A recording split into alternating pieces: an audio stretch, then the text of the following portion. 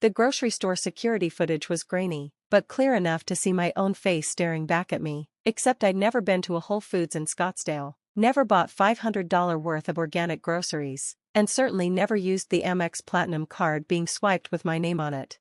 "This is from last Tuesday," Detective Morrison said, sliding another photo across the table, "and this is from the Nordstrom in Fashion Square, same day, $3,000 in handbags."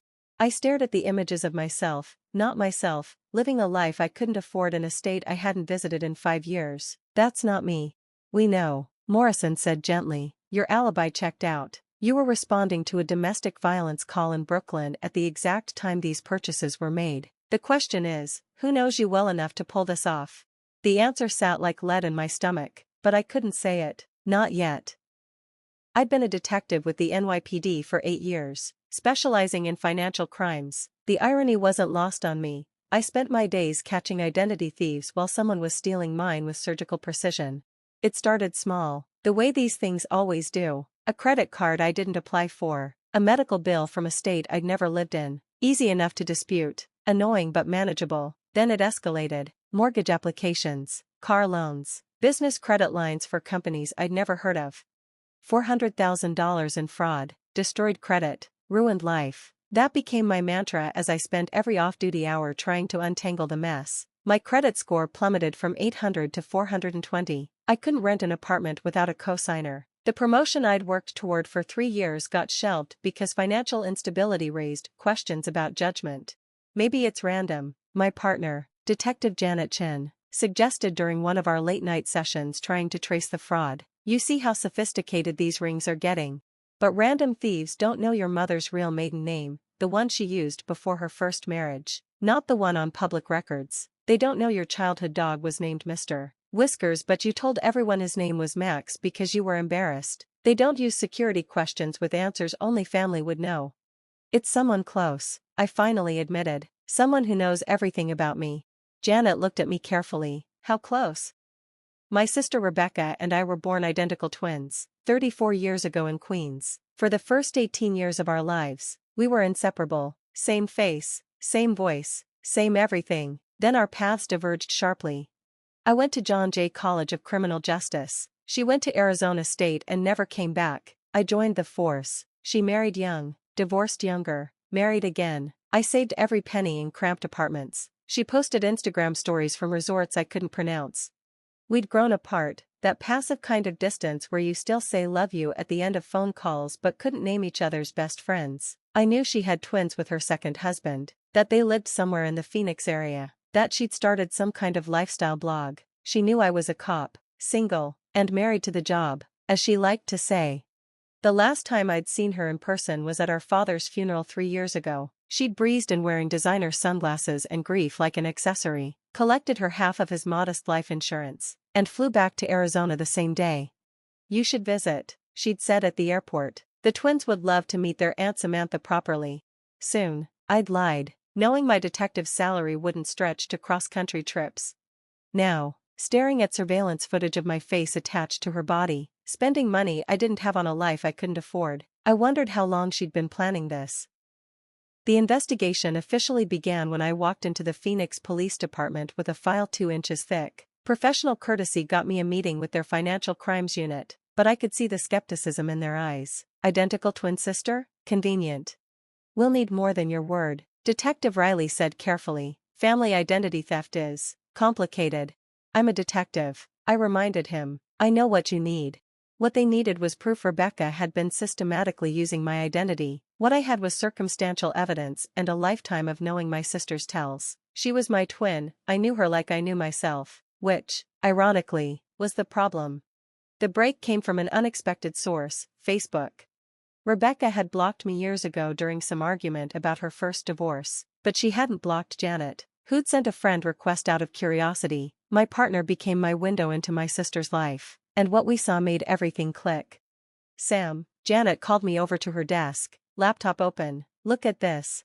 Rebecca's lifestyle blog, Living My Best Life, was a monument to conspicuous consumption: designer bags, luxury vacations, private school for the twins, a house that looked like it belonged in Architectural Digest. Her husband, Derek, was a mid-level manager at a tech company, good salary, but not this good. Check the timing, Janet said, scrolling through posts. She got that Hermes bag the same week someone opened a Neiman Marcus card in your name. The Hawaii trip? 3 days after the Amex Platinum application.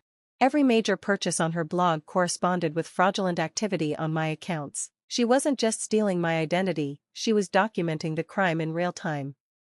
Armed with this information, Phoenix PD got warrants, financial records, store surveillance, IP addresses. The digital trail Rebecca left was extensive once they knew where to look. She'd been careful, using VPNs and drop addresses, but not careful enough.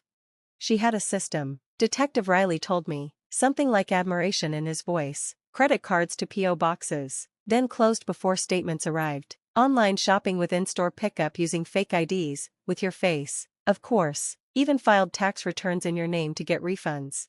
How long? I asked, though I dreaded the answer. Based on the records, 5 years. Started small, probably testing if you'd notice, then escalated.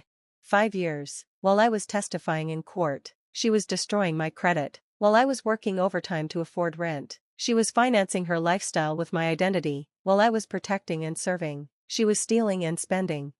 We need to bring her in, Riley said. You want to be there? Try to stop me. The arrest was scheduled for a Thursday morning. Derek would be at work, the twins at school. Clean, simple, minimal trauma for the kids. That was the plan. Plans, as any cop knows, rarely survive first contact. We were positioned outside Rebecca's house, a sprawling fake Adobe McMansion that screamed new money. When the garage door opened, Rebecca emerged with the twins, hustling them toward her white Range Rover with an urgency that set off every instinct I had. She's running, I said into the radio. She knows we're here. Negative. Maintain position, Riley started, but Rebecca was already backing out. I made a decision that went against protocol but felt right. I stepped out of the unmarked car and into her path. Rebecca slammed on the brakes, her face cycling through shock, fear, and then a bitter resignation. Through the windshield, I saw 2 small faces in the back seat, my nephews I'd never met, 7 years old with their mother's face, my face. Our face. She rolled down the window. Sam, not surprised, just tired. Becca, I kept my voice level, professional. You need to turn off the engine. Mommy? One of the twins leaned forward. Is that lady a police officer?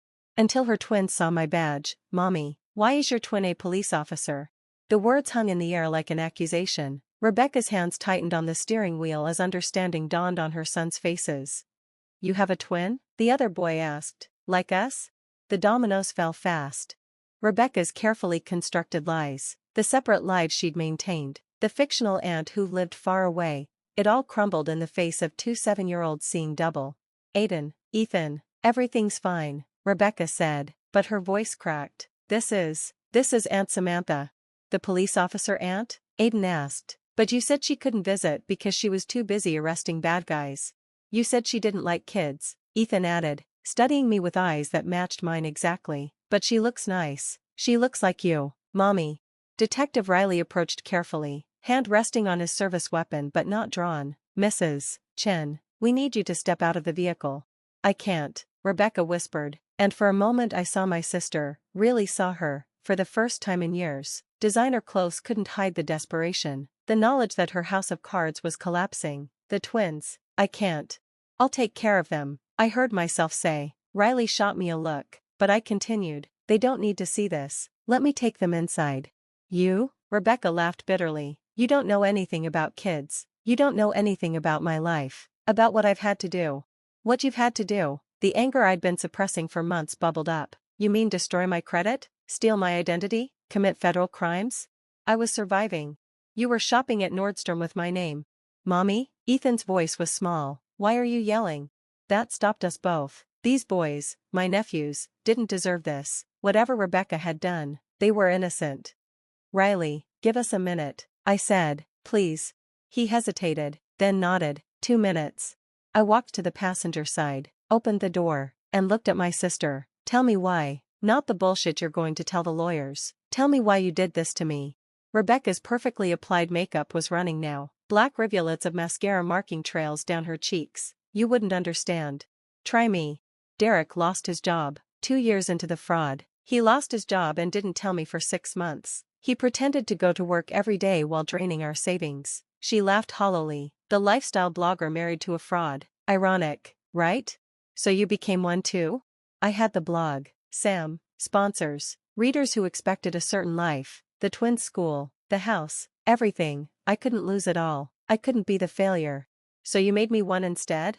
You had a steady job, benefits, a pension. Her voice rose. You didn't need perfect credit to be a cop. You didn't have 2 kids depending on you to maintain their life. I needed credit to live, Becca, to rent apartments, to exist in the world. You destroyed my life because you couldn't admit yours was a lie? At least you had a life that was yours. She was screaming now, years of resentment pouring out. You got to choose your path. I got pregnant at 22, married because I had to, divorced, married again, had twins. When did I get to choose? When was it my turn? So you chose to steal from me? I chose to survive, and I'm good at it. Do you know how hard it is to maintain this fiction? To be perfect all the time? To have everyone watching, judging, expecting? She gestured at her house, her car, herself. This isn't a life, it's a performance. And I used your identity as an understudy. That's not. I know it's not right. She deflated. I know, but once I started, I couldn't stop. The bills kept coming, the blog kept growing. And you never noticed. For 3 years, you never noticed. I noticed, Becca. I just never imagined my own sister. Detective, Riley interrupted. We need to do this. Rebecca looked at her sons in the back seat, then at me. They don't know anything. Please, Sam, whatever happens to me, please don't let them. They're my nephews, I said quietly. I'll make sure they're okay. The arrest was textbook. Rebecca didn't resist, didn't make a scene. She kissed her boys, told them to be good for Aunt Samantha, and let Riley cuff her with as much dignity as she could muster. I took the twins inside, past the designer furniture and into a playroom that cost more than my annual salary. They sat on a leather couch, identical faces wearing identical expressions of confusion. Is Mommy in trouble? Aiden asked. Because of the police lady who looks like her? Ethan added. I sat between them, these miniature versions of us, and tried to find words. Your mom made some mistakes, but she loves you, and that's what matters. What kind of mistakes? How do you explain identity theft to 7-year-olds? How do you tell them their mother financed their life with their aunt's stolen identity? Grown-up mistakes, I said finally, but I'm here now, and I'm going to help. Are you really a police officer? Aiden asked. I showed them my badge, Detective Samantha Torres, NYPD. Cool, Ethan grabbed it. Do you arrest bad guys? Sometimes. Did you arrest Mommy? My throat tightened. No, other police officers did that. I'm just here to take care of you. They exchanged one of those twin looks I remembered from my own childhood, entire conversations in a glance. Mommy cries sometimes, Aiden said quietly. At night. She thinks we don't know. She tells us we're lucky, Ethan added, but she doesn't look happy. Derek arrived 2 hours later, his face a mask of panic and confusion. Where's Rebecca? Where are my boys? Mr. Chen? I stood in his foyer, my sister's foyer, feeling like an imposter in my own skin. I'm Detective Torres. Your sons are upstairs playing. He stared at me, processing. Sam, Rebecca's sister? Yes. She said you were, that you didn't. He stopped, reconsidering whatever lie Rebecca had told him about me. What's going on? I explained as clinically as I could. 5 years of fraud, $400,000, federal charges. His face went from red to white to gray as the implications hit. I didn't know, he said finally. I swear, I didn't know. You didn't wonder how she afforded everything after you lost your job? He collapsed onto a designer chair that probably cost more than my car. I got a new job 8 months ago, lower pay, but I thought. Rebecca said the blog was doing well. Sponsorships, affiliate links, she handled the finances. I didn't question it. Looking at him, this broken man in his mid-level manager polo shirt, surrounded by the proceeds of crime, I believed him. Rebecca had lied to everyone, creating different fictions for different audiences. What happens now? He asked. She'll be arraigned tomorrow, bail hearing after that. Given the amount and interstate nature, she's looking at federal charges, prison time. The boys need their father, and maybe an aunt who isn't fictional.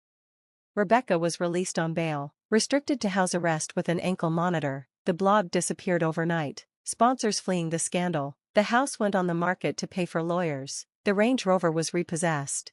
I stayed in Phoenix for the arraignment. watching my sister plead not guilty to charges we both knew she'd committed. Her lawyer was good, the kind you could afford when you'd stolen $400,000, but the evidence was overwhelming. She'll take a plea, the federal prosecutor told me, 3 to 5 years, probably, maybe less with good behavior.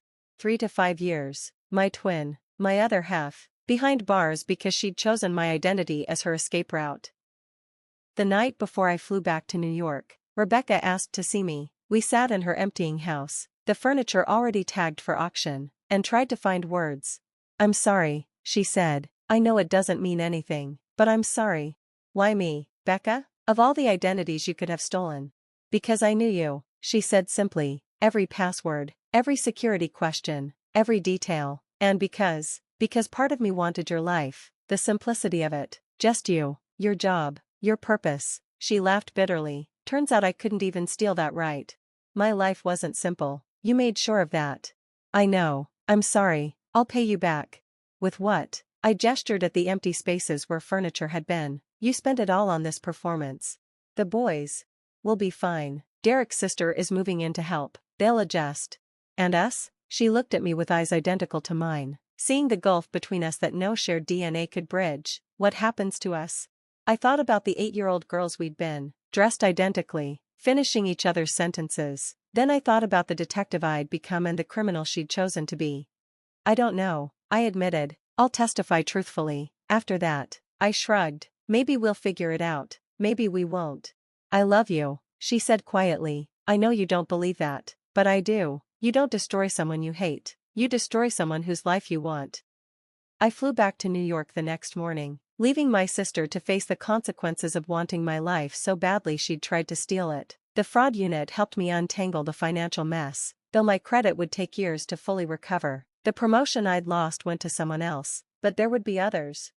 6 months later, Rebecca took a plea deal, 30 months in federal prison, 3 years probation, full restitution, which everyone knew she couldn't pay. The twins visited her every week, Derek driving them in his 10-year-old Honda, all of them adjusting to a reality without Instagram filters.